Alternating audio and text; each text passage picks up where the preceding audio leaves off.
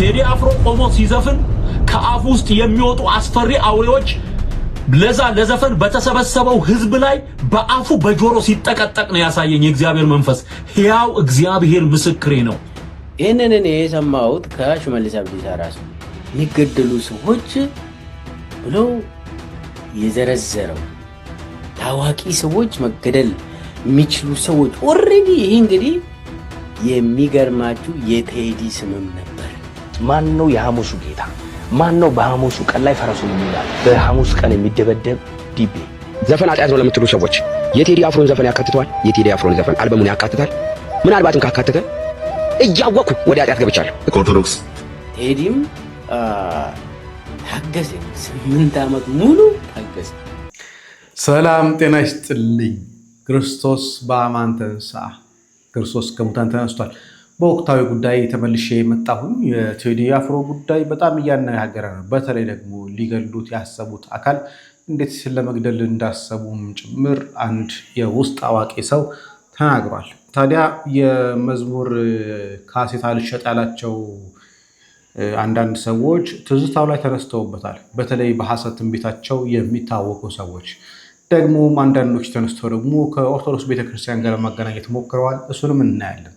አስቀድመን አንድ ፓስተር ትዝታው የተባለ ሰው ስለ ቴዲ አፍሮ የተናገረውን ነገር እንደ መነሻ እንመለከትና የግድያ ሐሳቡ ምን ነበር የሚለውን ነገር ለማየት እንሞክራለን። ወደ ቪዲዮ ከመግባታችን በፊት እባካችሁ ጆይን ያላደረጋችሁ ሜምበርሺፕ፣ እንደሚታወቀው ጎፈንድሚ ከፍተን ነበረ፣ ግን ብዙዎቻችሁ የረዳችሁ አልመሰለኝም። በተለይ ይህን ሚዲያ ለማገዝ ሰፊ ስራ እየሰራን እንደነበረ የምታስታውሱት ነው። ነገር ግን አብዛኞቻችሁ አልረዳችሁም። የሆነ ሆኖ ግን አትሊስት ሜምበር እንኳን መሆን የሚችሉ በውጭ ሀገር የምትኖሩ ሰዎች ጆይን የሚለውን በመንካት ሜምበርሺፕ አባል እንድትሆኑ ጠይቃለሁኝ። ወደ ቪዲዮችን እንግባ።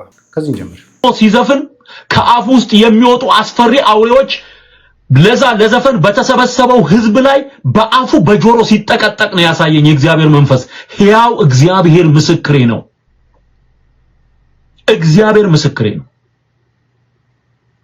ከሱ የሚወጣው ስፒሪት አስፈሪ ፊት ባላቸው አራዊት የተሰበሰበው የሚዘለው ህዝብ ውስጥ በአይኑ በጆሮ በአፉ ሲገባበት ነው ያየሁት። ይሄን ደግሞ ተናግሬያለሁ። መናፍስት ይሰራባቸዋል። እሱ ገባውም አልገባውም በቃ ማንም ከእግዚአብሔር ቃል በላይ አይደለም። under constitution of God everybody ነገስታት በለው፣ አርቲስት በለው፣ ነጋዴ በለው፣ ኦኬ ሴት በለው፣ ወንድ በለው፣ ትልቅ በለው፣ ትንሽ በለው፣ እያንዳንዱ ከእግዚአብሔር ቃል በታች ነው። እግዚአብሔር ዘፈንን ይጸየፋል። መረረህም ጣፈጠህም እውነቱ ይሄ ነው። እንደዚህ መዝሙር ቢሰማ ህዝቡ የት በደረሰ? እንደዚህ እግዚአብሔርን ቢሰማ የት በደረሰ? በነገራችን ላይ ኦርቶዶክስ በግዕዝ ከደረሰችው በሌሊትና በቀን ከሚጮኸው ድርሰት ዘፈን አይለይም። ያው ዋና ዓላማው ቴዲ አፍሮን በኦርቶዶክሳዊነቱ መውቀስ፣ ከዛ ደግሞ ተመልሶ ደግሞ ኦርቶዶክስ ላይ መገኘት ነው። ታስ ኮምፕሊት ዓላማው እሱ ነው። በነገራችን ላይ በአንድም በሌላም ተዟዙሮ ቤተክርስቲያን መስደብ ነው የሚፈልገው። ዘፈን ኃጢአት ነው፣ ምንም ቅዱስ ጳውሎስም ተናግሯል። ዘፈን ባለበት አጋንንት እዛ ይዘፍናሉ ይላል ኢሳይያስ ላይ። ዘፈን ባለበት አጋንንት ይዘፍናሉ፣ ምንም ጥርጥር የለውም። በአንድም በሌላም ግን የሱ ሐሳብ ግን ቤተክርስቲያን መናገር ነው። ይህ ፖለቲከኛ ሚልኬሳ ሚደጋ ነው መሰለኝ የሚባለው ስሙ። ይህንን እኔ የሰማሁት ከሽመልስ አብዲሳ ራሱ። ሽመልስ አብዲሳ የአብይ ጠቅላይ ሚኒስቴር ጽህፈት ቤት እንትን በነበረበት ጊዜ የጽህፈት ቤቱ ኃላፊ በነበረበት ጊዜ ያው ሻይ ቡና ስንል ነበር። እኔና አንድ ደረጀ ገረፋ የሚባል ልጅ ነበር። አብረን ምሳ እየበላን መሰለኝ። ሽመልስ ምንድነው የሚለው? አብቹ እኮ የህዋትን ምስጢር አገኘ ብሎ ያወራል። ምንድነው ብለን ስንጠይቅ ህዋቶች መቀሌ ቁጭ ብለው እዚህ አዲስ አበባ ላይ ሰው መግደል ይፈልጋሉ። ሸኔንም በመጠቀም ሰውን መግደል ይፈልጋሉ። ከገደሉ በኋላ ህዝቡ እንዲያምጽ ለማድረግ ታዋቂ ሰዎችን ለመግደል እየፈለጉ ነው አለ። እነማን ናቸው ብለን እኔ ሳልሆን እንዳውም ደረጀ ነው የጠየቀው። እነማን ናቸው ምናምን ብለው ከዛ ሊስቱ ውስጥ የሞት መዝገቡ እንትኑ ሊስት አለው ይዞ ሄዳል ሽሜ። ከዛ ታዋቂ ሰዎች መገደል የሚችሉ በህዋት እና በሸኔ ምናምን የሚገደሉ ምናምን ብሎ ያዘው። እንግዲህ 2010 ያኔ ሽመልስ የቤተ መንግስት ጽሕፈት ቤት ኃላፊ ነው። የአብይ ጽሕፈት ቤት ኃላፊ ነው። ሊስቶቹን አውጥቶ ሊስቱ 42 ሰዎች ሊስቱ ላይ ነበሩ። 42 ሰዎች ይሄ ከህዋት ምስጢር የወጣ ነው። አብቹ እኮ ማያውቀው ነገር የለም፣ ሁሉንም ያገኛል እኮ እነሱ ውስጥም ህዋት ውስጥም ሰው አለው አለ። በዛ እንትን ነው ያገኘ ምናምን ብሎ ደግሞ የሚገደሉ ሰዎች ብሎ የዘረዘረው ስም ዝርዝር ውስጥ አጫሉ ነበር። ታዋቂ ሰዎች መገደል የሚችሉ ሰዎች ኦሬዲ ይሄ እንግዲህ አጫሉ በነፍስ ነበር በዛን ጊዜ። እንዳውም አብይን ይደግፋል ያኔ። የአጫሉ ስም ነበር፣ የጀዋር ስም ነበር። የሚገርማችሁ የቴዲ ስምም ነበር፣ የለማ መገርሳ ስም ነበር፣ የአብይ ስም ውስጥ አስገብቷል። አብይ እንዳይጠረጠር እና ብዙ ታዋቂ ሰዎች ህዋት ወይ ሸኔ ሊገላቸው የሚፈልጉ ሰዎች ታዋቂ ሰዎች ተብሎ የተዘረዘሩ ውስጥ ነበር።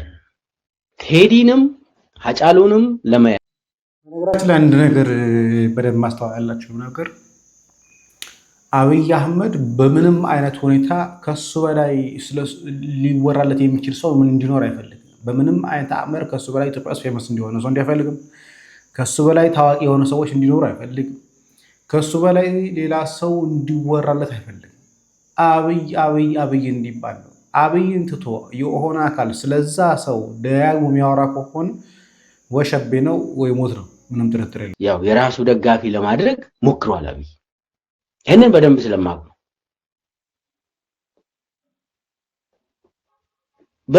በሚገባ የራሱ ደጋፊ ለማድረግ ሞክሮ፣ በነገራችን ላይ አጫሉም በተወሰነ ደረጃ አብይን ደግፎ ነበር። መጀመሪያ ላይ ደግፎት ነበር፣ ግን አብይ አጫሉን የሚፈልግ ሰው አይደለም። ሞትን የሚያቆም ሰው አይደለም አብይ። ሰላምን ለኢትዮጵያ ሕዝብ ለኦሮሞ ሕዝብ የሚያመጣ ሰው አይደለም አብይ። ያንን ቶሎ ተረዳ አጫሉ። በፍጥነት ተረድቶ መልእክቱን ለሕዝብ መላክ ጀመረ።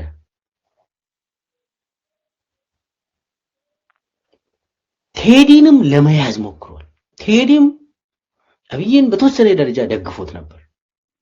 ለኢትዮጵያ ሕዝብ ሰላም ያመጣል ብሎ ምን ፈልጎ ሰላም ልናገኝ ነው ብሎ ደግፎት ነበር። ምንም የአደባባይ ምስጢር ነው፣ የታወቀ ነገር ነው። ሞስት እኮ ማንም ሰው እኮ ደግፎታል አብይን እውነት መስሎት። እንዳውም እኔ የማውቀው ሁለት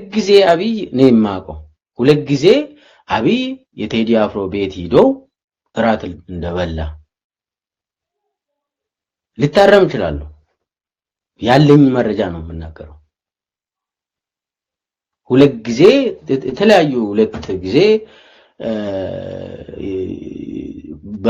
በሌሊት እንደው ከሌሊቱ ከምሽቱ 3 ሰዓት በኋላ ነው የሚሄደው። እነዚህ አይነት ቦታ የግለሰብ ቤት የሚሄደው ሌሊት ነው። ለምን ቀን የሚያደርገው አብይ ከዛ ወደ ማታ ወደ ምሽት ይጨንቋል። ችግር ስላለበት አብይ እንትን ያሟል። ስለዚህ ስለሚጨነቅ ይወጣል። ሲወጣ ደግሞ የግለሰቦችን ቤት ይሄዳል። የነብራኑ ነጋ ቤት ይሄዳል። የቴዲ አፍሮ ቤትም ሁለት ጊዜ እንደሄደ ሰው እዛ ከሱ ጋር የሄዱ ልጆች ነግሮኛል። እዛም ሄደው ቴዲን ስለወደደ አይደለም። ቴዲ ታዋቂ ስለሆነ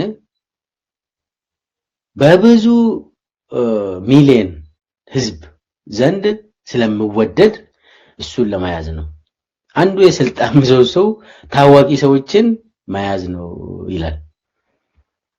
ስለዚህ ቴዲን ለመያዝ ሞክሯል። የራሱ ደጋፊ ለማድረግ ሞክሯል። እስከ ቤቱ ድረስ በመሄድ ቴዲም ታገሰ። እንግዲህ 8 ዓመት ሙሉ ታገሰ። 8 ዓመት ሙሉ የሚድን መስሎት። አብይ የሚድን ሰው አይደለም። የሱ አገዛዝ የሚድን አይደለም። ዛሬ ቴዲ ተናገረ ማለት ነው ለአብይ፣ ቀጥታ ለአብይ እና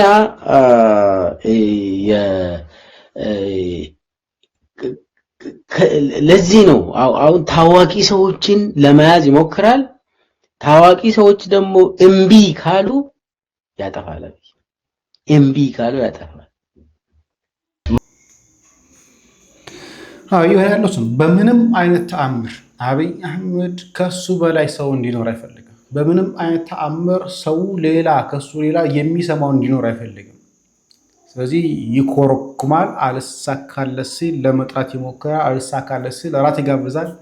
አልሆነለት ሲል እንደተባለው ቤቱ ድረስ ቴዲ ቤት ድረስ ይላል። በኢሳያስ ጊዜ ኢሳያስና እራት እንደተጋበዙ ሰምተናል። እንደዛ ያደርጋል። አልሆነለት ሲል ግን ቀጣይ አቅጣጫ የሚሆነው እሱም ወደ መግደል ነው የሚል ኬሳ እንደተናገረው ማለት ነው። ሌላኛው በእንዲህ አይነት ጉዳይ ውስጥ ተኩኖ ደግሞ ትንቢት የሚያስናገራቸው ነቢያት ደግሞ አሉ። አንዱ በቅርቡ እንግዲህ ካልታወኩኝ እያለ በሁሉም ነገር ላይ እየረበሻ ያለ ሰው አለ። ማን ነው የሐሙሱ ጌታ? ማን ነው በሐሙሱ ቀን ላይ ፈረሱን የሚጋልብ? በሐሙስ ቀን የሚደበደብ ዲቤ፣ በሐሙስ ቀን የሚለቀቅ ዘፈን፣ በሐሙስ ቀን የሚደረግ ማንኛውንም የአጋንንትን አሰራር ከ1 እስከ 30 የበዓላትን ቀን በመደርደር ኢትዮጵያን ሽባ በማድረግ የኢትዮጵያን ጉስቁልናና ውድቀት ካፋጠኑ ሀገራት አንዱ ግብጽ ናት። ስለዚህ እኔ ከ4 ኪሎ ዘንዶ አልፌ የኢትዮጵያን ዘንዶ ገና ወጋለሁ። እሱም ማስጠንቀቂያ ሳይሆን እርምጃ እንደምወስድ የመንፈስ ቅዱስን እሳት እንደምጠራ እና ስራቸው እንደማፈራረስ ከወዲሁ ለማስተዋወቅ ፈልጋለሁ። ትልቁ ዘንዶ ትንሹን ዘንዶ እገለዋለሁ እያለ አንተ ውስጥ ያለውን ዘንዶ ማን ይግደልልህ? ከእናንተ በላይ የኢትዮጵያ እርግማን አለ እንዴ? ከእናንተ በላይ የኢትዮጵያን ሰላም፣ የኢትዮጵያን መልካም ነገር፣ የኢትዮጵያን እድገት አንቆ የያዘ አረም አለ እንዴ? ኢትዮጵያ ውስጥ ያለውን እርግማን፣ ሟርቱንም፣ ጥንቆላውንም ሁሉንም ጠቅልላችሁ እኮ እናንተ ይዛችሁታል። አውሮፓ ውስጥ መተህ የስንቱን ትዳር እንደበተንክ፣ የስንቱን ህይወት እንዳመሰቃቀልክ፣ የስንቱን ገንዘብ ወስደህ ስንቱን ሰባብረህ እንዳስቀረህ ታውቃለህ። በገስታውስ ውስጥ የስንቱን ሰው ህይወት እንዳመሰቃቀልክ ታውቃለህ ጠንቅቀህ። በሐሰት ትንቢት የስንቱን ህይወት ኢትዮጵያ ውስጥ ሰባብረህ እንዳስቀመጥክ፣ የስንቱን ገንዘብ ሸምጥጠህ ሀብታም እንደሆንክ ታውቃለህ። ያንተ ብልጽግና የድሆችን ገንዘብ ሸምጥጦ ወስዶ በልቶ ድሆችን እንደገና ቁጭ ብለህ እነሱ ላይ የፎከርክ፣ የስንቱን ላብ ሸምጥጠህ ራስን አበልጽገህ ስንቱን ድሃ ያደረክበት፣ የስንቱን ትዳር የበተንክበት፣ የስንቱን ህይወት አመሰቃቅለህ ሰባብረህ አስለቅሰህ ያስቀመጥክበት፣ አውሮፓ እየዞርክ የስንቱን ህይወት ነው ያመሰቃቀልከው። በሳውዝ አፍሪካ ስንቶቹን ነው የሐሰት ትንቢት አምጥተህ ያደቀቅከው። በኢትዮጵያ የስንቱን ገንዘብ ነው የሸመጠጥከው። የስንቱን ትዳር፣ የስንቶችን ቤተሰብ ነው በትነህ ልጆችን ሜዳ ላይ የጣልከው። ካንተ የሚበልጥ ዘንዶ አለ አንተ ስለሌላ ዘንዶ ልታወራ ድግምቱም ሟርቱም በክርስቶስ ላይ መዋሸቱም በእግዚአብሔር ላይ ማመጹ አንተው ጋር ነው ያለው መጀመሪያ አንተ ውስጥ ያለውን ዘንዶ ግደል ጠንቋው የለየለት ነው ጠንቋይ ነኝ እኔ በሰይጣን አሰራር ነው የምሰራው ብሎ ነው የሚሰራው በራሱ ስም ቁጭ ብሎ የሚጠነቁለው አንተ ግን በክርስቶስ ኢየሱስ ስም የምትጠነቁል ካንተ በላይ ምን አይነት ዘንዶ አለና ዘንዶ ትወጋለህ እባክን እዚህ ጋር የዘረዘርካቸው እግዚአብሔር የሚጠላቸው በላይ የዘረዘርካቸው ከነሱም በላይ ብዙ ነገር የተሸከምኩ አንተ ነህ መጀመሪያ መገደል ያለበት እናንተ ሐሰተኞች ላይ ያለ ትልቁ ዘንዶ ነው ስለዚህ አታስመስል እዚህ ጋር የመንግስት አጨብጫቢ መስለህ የሆነ ራስህን ሽፋን ለማድረግ የምትሄድበትን ድራማ ብታቆም መልካም ነው ኢዮብ 34 ከ21 እስከ 22 እንደዚህ ይላል አይኖቹ በሰው መንገድ ላይ ናቸው እርምጃውን ሁሉ ያያሉ ኃጢአትን የሚሰሩ ይሰወሩበት ዘንድ ጨለማ ወይም የሞት ጥላ የለም ስለዚህ አንተም የምትሰወርበት ጨለማ የለም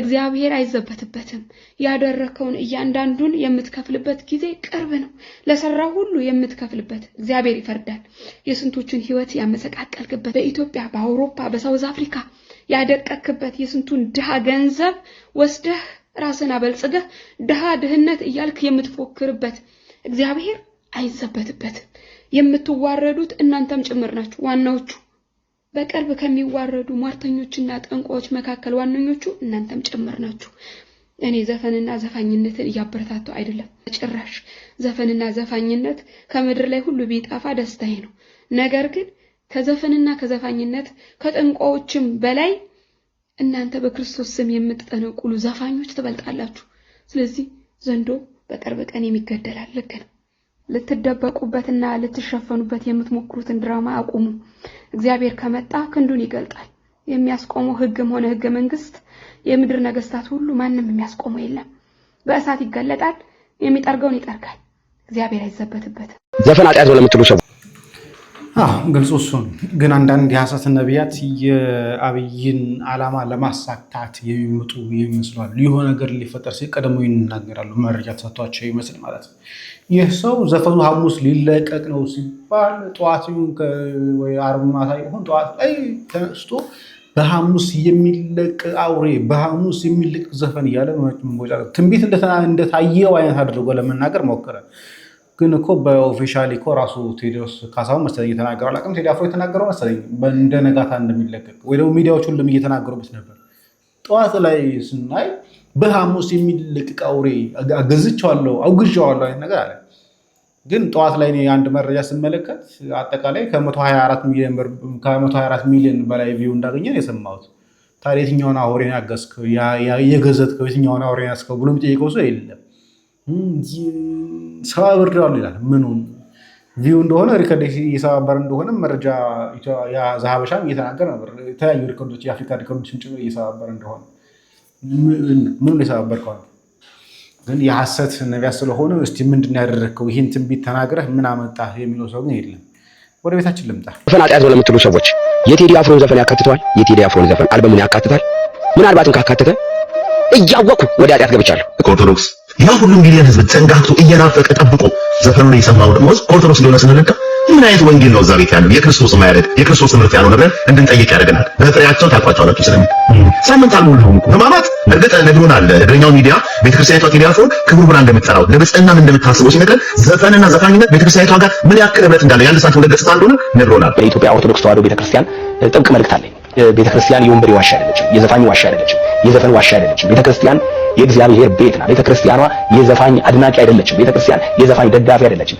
ዘፋኝን በካባ የምትሸልም አይደለችም ክርስቶስ በተነሳበት ማግስት እኛ ክርስቲያኖች ሞትን አሁን በዚህ ዘመን ያለን ክርስቲያኖች በጣም እናሳዘን ክርስቲያኖች ነን ምክንያቱም እቺን ቅድስት ቤተክርስቲያን 0.5 እንኳን አስተምሯን አላወቅንላትም ክርስትና ህይወት እንዴት እንደሆነ አልተረዳነውም ገና ግን በስመ ክርስትና ባይተባንጠልጥለን ክርስቲያኖች ተብለን እንኖራለን ግን ጌታችን መድኃኒታችን ኢየሱስ ክርስቶስ እንዲህ ብሎ አዟን ነበር የቅዱስ ማቴዎስ ወንጌል ምዕራፍ 5 ቁጥር 16 ላይ መልካሙን ስራችሁን አይተው በሰማያት ያለውን አባታችሁን እንዲያከብሩ ብርሃናችሁ እንዲሁ በሰው ፊት ይብራ ተብለን ታዘን ነበር አሁን ጌታችን መድኃኒታችን ኢየሱስ ክርስቶስን በእኛ በተራዊ ሰዎች ምክንያት አሰደብነው እቺ ቅድስት ቤተክርስቲያን አስተምሯ እንዴት ቢሆን ነው ልጆቿ እንዲህ የሆኑት ተብላ ቅድስት ቤተክርስቲያን ተሰደበች። አባቶች ምን እየሰሩ ሰንብተው ነው ሰውላ እንዲጓጉቶ ሙዚቃ እንዲሰማና በቅጽበት ማማቱን እንዲሁም ደግሞ ትንሣኤውን ረስቶ ወደ ዳንኪራው የተመለሰ ወደሚል ትችት ቤተክርስቲያንን አባቶችን ከተትናቸው። እንዲሁም ደግሞ እግዚአብሔርን በእኛ ምክንያት አሰደብነው። በነገራችን ላይ እኛ ክርስቲያኖች ጌታችን እንደነገረን በቅዱስ ማቴዎስ ወንጌል ምዕራፍ 5 ቁጥር 13 ላይ እናንተ የምድር ጨው ናችሁ፣ ጨው አልጫ ቢሆን ግን በምን ይጣፍጣል? ወደ ውጪ ተጥሎ በሰው ከመረገጥ በቀር ወደፊት ለምንም አይጠቅምም ብሎ ጌታችን ራሱ ነገረን። እኛ የዓለም ጨዎች ተብለን ሳለን አልጫ ሆነን እቺን ዓለም በክርስትና ሕይወት እንድናጣፍጣት እንድናሳምራት ታዘን ሳለን ግን ራሳችን አልጫ ሆነን ቤተክርስቲያንን የምናሰደብ እግዚአብሔርን የምናስነቅ ቤተክርስቲያኒቱ አስተምሮዋ እንዲህ ነው እስኪባል ድረስ እንዲህ በአሕዛብ እንዲህ በመናፍቃን አፍ መዘባበቻ እንድትሆን አደረግናት። ሆነም ቀረም እኛ ክርስቲያኖች ቤተክርስቲያን ልናውቃት ይገባል። የሚያሳፍረው ነገር ደግሞ አንዳንድ መምህራን አላችሁ ዘፈን ኃጢአት ነው ካላችሁ በኋላ አሁን ካለው ነባራዊ ሁኔታና ከአባቶች ዝምታ የአዝማሪው ዘፈን ይበልጣል ይሻላል ብላችሁ ደግሞ ጻፋችሁ። ዘፈን ኃጢአት ነው ከተባለ ግን ደግሞ የሚባል አማርኛ በመጀመሪያ አያስፈልግም። ካን ከተባለ መስቀል ከጨበጠ አንድ መምህር ይሄ አይጠበቅም። ብዙዎቻችሁ ምዕመናን ደግሞ ወጣችሁ ዘፈን ኃጢአት ነው እንዴ? ኃጢአት ከሆነማ ያው አውቄ ወደ ኃጢአት እየገባው ነው ብላችሁ በዚህ ልክ እግዚአብሔር የምትንቁ የምትደፋፈሩ እግዚአብሔርን ሕግ አውቃችሁ በድፍረት የምትጥሱ ቅዱስ ዳዊት በመዝሙሩ ምን ብሎ ተናገረ? ትልቁም ትንሹም የሚያውቀውም አያውቀውም አብሮ እኩል እግዚአብሔርን በደለ። ቄሱም በዚህ ዘፈን ኃጢአት ቢሆንም ግን ብሎ ይጨምራል። በዚህ ምዕመኑም ደግሞ ምን ይላል? ዘፈን ኃጢአት ቢሆንም እያወቅሁ ወደ ኃጢአት ገብቻለሁ እያለ በዚህ ልክ ይዘባበታል። እግዚአብሔርም በዚህ ልክ ባንንቀው መልካም ነው። እግዚአብሔርም ይሄንን መከራ የሚያሳልፍልን በአንድ ሙዚቃ ስንኝና ግጥም ሳይሆን እኛ ልባችንን ወደ ንስሐ መልሰን ኃጢአታችንን ተናዘን አንድ ስንሆን ነው እንጂ በሙዚቃ አንድ ብትሆኑ ባትሆኑ በሙዚቃ ልባችሁ ቢነካ ባይነካ ፈጣሪ ዘንድ የሚቀይራት ጥቂት ነገር የለም። ሆነም ቀረም እግዚአብሔርን በዚህ ልክ ባናሰድበው መልካም ነው። እቺ ቤተክርስቲያን በጣም ከምታስቡት በላይ ንጹህ ምንጯ ንጹህ መስራቿ ንጹህ ኢየሱስ ክርስቶስ ነው። ለነዚህ መናፍቃን መልስ ለመመለስ ያህል ማንም ሰው ብድግ ብሎ የፈለገውን ሐሳብ ስለተናገረ የቤተክርስቲያን ሐሳብ ነው ማለት አይደለም። ቤተክርስቲያንን ይሄ ሁሉ ምዕመን አይለካትም። ሁላችን ተመዝነን ልክ መሆናችን አለመሆናችን የሚለካው በቅድስት ቤተክርስቲያን አማካኝነት ነው። ማንም ዘፋኝ ተነስቶ ቢዘፍን ማንም ምዕመን ተነስቶ ያን ነገር ቢከተል ይሄ የቅድስት ቤተክርስቲያን አስተምሮና መግለጫ አይደለም። በራሱ በደል በራሱ ጥፋት ያ ሁሉ ሰው ይጠየቅበታል። ግን ይህችን ቅድስት ቤተክርስቲያን ከዚህ ዘፈን ጋር ያጠጋጋችሁ የቤተክርስቲያን ስራና መገለጫ ነው ዘፈን እያላችሁ በፍጹም ለመናገር አትዳፈሯት። ምክንያቱም ቤተክርስቲያን በመጽሐፍ ቅዱሷ ላይ ዘፋኝ መንግስተ ሰማያትን አይወርስም ብላ ቁልጭ አድርጋ ያስቀመጠችውን ትታችሁ የሰውን ግብርና የሰውን ስራ ትታችሁ የቤተክርስቲያን ስራ ይሄ ነው መጽሐፉ ላይ ያለውን ትታችሁ ሰው ያደረገው ለምን ትመለከታላችሁ? ስለዚህ የዚህ ቅድስት ቤተክርስቲያን ልጆች ክርስትና ምንም አልገባን በፍጹም ማለት ነው። ከምታስቡት በላይ ኢምንት እንኳን ክርስትና ህይወት ምን እንደሆነ አልገባና። ምክንያቱም እንዴት አባቶቻችን ይህችን ሃይማኖት ኖሯት እንዳለፉ የአባቶቻችንን ታሪክ ለመስማትና ለመመርመር ዝግጁ የሆነ ትውልድ ስለሌለ ዝም ብሎ በሰሚ ሰሚና ከቤተሰቦቹ ተቀብሎት የመጣው ሃይማኖት ስለሆነ እንዴት ነው ክርስትና የሚኖረው ተብሎ ቢጠየቅ ብዙ ክርስቲያን የሚያውቀው ነገር የለም። ይሄ ደግሞ በፍጹም አይሃድንም። ሆሴም ተናግሯል። ህዝቤ እውቀትን ከማጣት የተነሳ ጠፍቷል፣ እንጠፋለን ካለማወቃችን። በነገራችን ላይ ማወቅ ብቻውን ያድናል እያልኩ ሳይሆን አለማወቃችን ግን ያጠፋናል እያልኩ ነው። ስለዚህ ይህችን ቅድስት ብሬት ንጽሕት የሆነች መዋዘ ጥበብ የሆነችውን ቅድስት ቤተክርስቲያን በደንብ እወቋትኝ። ቢቻል አታዋርዷትኝ። በእናንተ ምክንያት ስሟ አይጥፋ። ሆነም ቀረም አፋችሁን ለምታላቅቁ መናፍቃን እቺ ቅድስት ቤተክርስቲያን በእነዚህ ሰዎች አትለካም፣ በእኔም አትለካም፣ በማንም በቅዱስ ፓትርያርኩ ለራሱ ጥፋት ቤተክርስቲያን አትጠየቅም። ምክንያቱም እሷ መዝና ለክት ያስቀመጠችው ቦታ አለ። ከዛ ቦታ የወረደ ሰው ሁሉ ወደቀ ነው የሚባል እንጂ ቤተክርስቲያን ወደቀች አይባልም። ስለዚህ ቤተክርስቲያንን በምዕመኖቿ ሲሆን የምንለካት ምዕመኖቿን ነው በቤተክርስቲያን የምንለካው። በዚህ ልክ ተግባብተን ብንሄድ መልካም ነው። በጣም ባታራግቡትና ይህችን ቅድስት ቤተክርስቲያን ከዚህ ጋር ለጥፋችሁ ስሟን ለማጥፋት ባትሞክሩ መልካም ነው። እነዚህ የምታደርጉ ምዕመናንም ማፈር አለባችሁ። የክርስቶስን ማምዘንገታችሁ የእሱን ትንሣኤ እንኳን በደንብ አጣጥማችሁ ሳታከብሩ ሳምንቱ እንኳን ገና ተቆጥሮ ዳግማይ ትንሣኤ ሳይደርስ ብቻ እንደዚህ ማበዱ ተገቢ አይመስለኝም። ወደ ልባችሁ ተመለሱ። እንደዚህ በመሆን ሰላምን ማምጣት አይቻልም። ወደ እግዚአብሔር ብንመለስ መልካም ነው። ምክንያቱም ከምንምና ከማንም በላይ የእግዚአብሔር ፍቅር ይበልጣልና። እግዚአብሔርን እንውደድ፣ ወጉን እንጠብቅለት። መልካሙን ስራችሁን አይቶ በሰማያት ያለውን አባታችሁ እንዲያከብሩ ብርሃናችሁ በሰው ፊት ይብራ ብሎ ያዘዘንን የአምላካችንን ቃል ጠብቀን ቤተክርስቲያንን ደግሞ እናስከበራት የሚል መልእክት ነው ያለን። ይቆያል። እናመሰግናለን ወንድማችን ዲያቆን ሲራክን። እግዚአብሔር አምላካችን ረጅም ዕድሜ ከጤና ጋር ይስጥልን። ለጊዜያዊ ስሜት ለጊዜያዊ ደስታ ተብሎ የዘላለም መንግስታችን የዘላለም ርስት የሆነችውን መንግስቱን እንዳናጣት እግዚአብሔር አምላካችን ቅዱስ ፈቃዱ ይሁንልን። እነዚህ ያላብቃ። ሰላም እግዚአብሔር ከእናንተ ጋር ይሁን። ቸር ቆዩ።